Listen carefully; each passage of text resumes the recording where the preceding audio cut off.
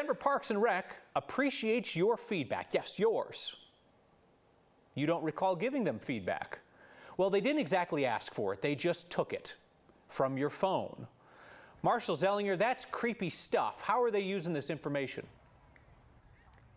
Well, every time you take out your phone, like at a park, Kyle, it's providing information that companies buy, that places like the city of Denver use for some really important things, like where should the honey buckets go? First of all, you don't give a second thought about these until you need one. And number two, wait until you hear how Denver Parks and Rec figures out how many porta potties are needed in each city park. And I definitely understand the creepiness here. Colton Roloff is a data guru for Denver Parks and Rec, using these charts and graphs to determine what parks need what resources. Parks don't have a gate, right? We have no entrance, we have no door. So wait, how does the city know that Red Rocks is its busiest park with 2 million visitors last year? How does it know that Wash Park with 869,000 last year is the second busiest regional park behind City Park? And how does it know that Barnum Park is the busiest community park with 285,000 people last year? You don't pay for a free app, they sell your information to make money. The city uses a company called Placer AI to get de-identified cell phone data.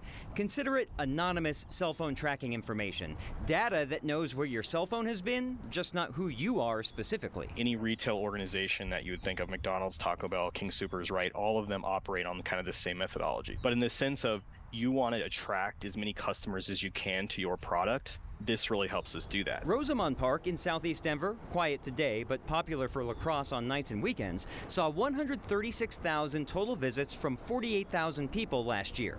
The data even shows where the people visiting the park live. 2% of the visits came from the Evergreen zip code. And when you add up all the people and where they're coming from, you can figure out where they need to go. We say one portalet for every 1,500 visits for that max day. Using the cell phone data, the city figured out for each park the number of visitors on the busiest days to help them determine how many porta potties need to be at that park and how many can be moved from one park and dumped in another. We were able to take units that weren't being used to their capacity from places like Wash Park and spread them out right across the city to places where they were needed.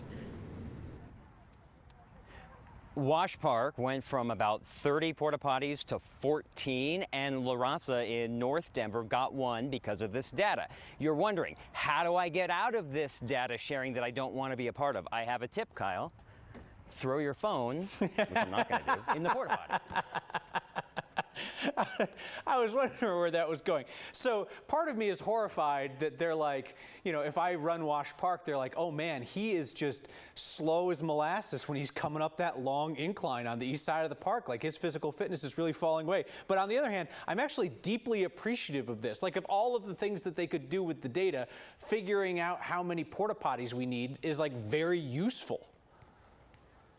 And the city learned through this data, one asset in the city that gets more usage in the winter than it does in the summer. Can you guess what it is? One asset that gets more use in the winter than it does in the summer. Ruby Hill Park, Sledding Hill. That was my guess. I was wrong. The answer is dog parks, because people don't want to go walk their dogs, but they want to go to a little box that just, hey, have fun. I was so now it means they can provide more assets at those dog parks in the wintertime than they normally would. No, that's smart. I was so sure that I had it right with Ruby Hill Park. That's really interesting stuff. Marsh, thank you.